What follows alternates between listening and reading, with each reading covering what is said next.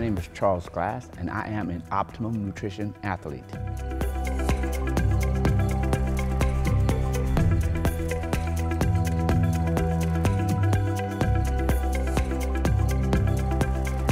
First of all, I have a different philosophy than most trainers simply because I like to try to get that muscle warm. I like to use the side laterals because I'm warmed up the whole shoulder rather than just one part, rather than front delt, rather than rear delt. I warm the whole thing up, and side laterals normally do that for me.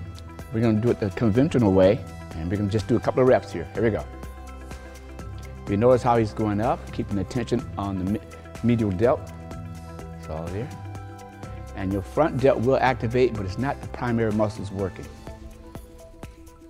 We normally try to do anywhere from 12 to 15 reps. This is your typical beginner's way. As you get more advanced, we'll sort of turn it around a little bit. We'll create more pressure just on the medial delt, less on the front and also the rear. What we're gonna do, we're gonna take the dumbbell and we're gonna turn it, and we're gonna keep it there. We're gonna lock our shoulder blades together, slightly bend the arms, and we're gonna push it straight out. Get more medial delt, less front delt, and virtually no rear. Keep those arms slightly bent, keeping the pressure on the medial delt. Most people wanna go way too heavy, and you don't need to go heavy for side. It's a small movement. It's not where you're going all the way up because your arms won't go that far if you do it right.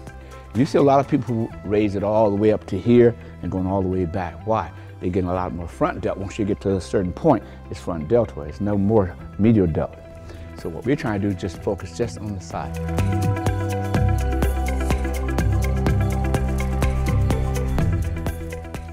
All right, now we just finished the lateral raise. Now we're gonna move on to the rear delts.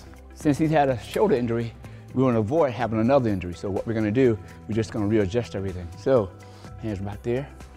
That way, keep the pressure on. Now pull it apart. Slightly bend the arms. Don't lock it out now. Try not to lock it out.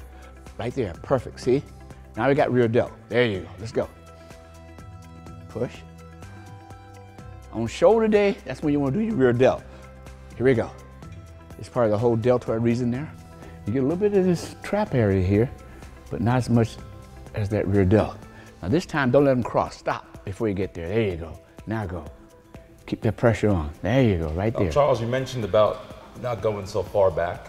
Right. Well, a lot of people overextend, and you don't want to overextend. You just want to lock into the rear delt. One of the most common mistakes most people make is that they try to go way too heavy when they're trying to learn something. If you go too heavy when you first learn it, you're going to do bad movements. You don't want to do that. You want to keep it nice and light, try to get the movement down so it's fluid, and then go heavy as you can.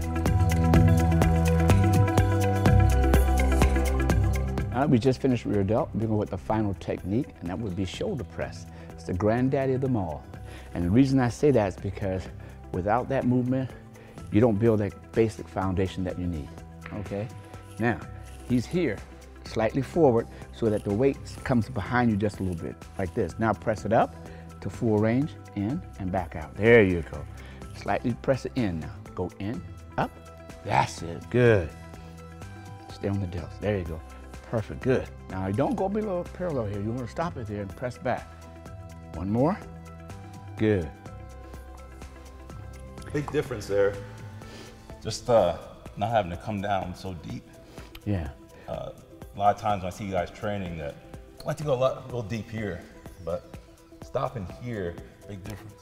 Well, the reason I like to stop because I want to keep it off the joint. Main thing, when you go too low, what happens? You open that joint up, you're more susceptible to what? Shoulder injury. The muscle's still going to grow because you're involving that delt to the T. It's not going too far. So there you have it. We just finished completing 3 basic shoulder movements. With little minor adjustments, it makes a huge difference. So make sure you subscribe below.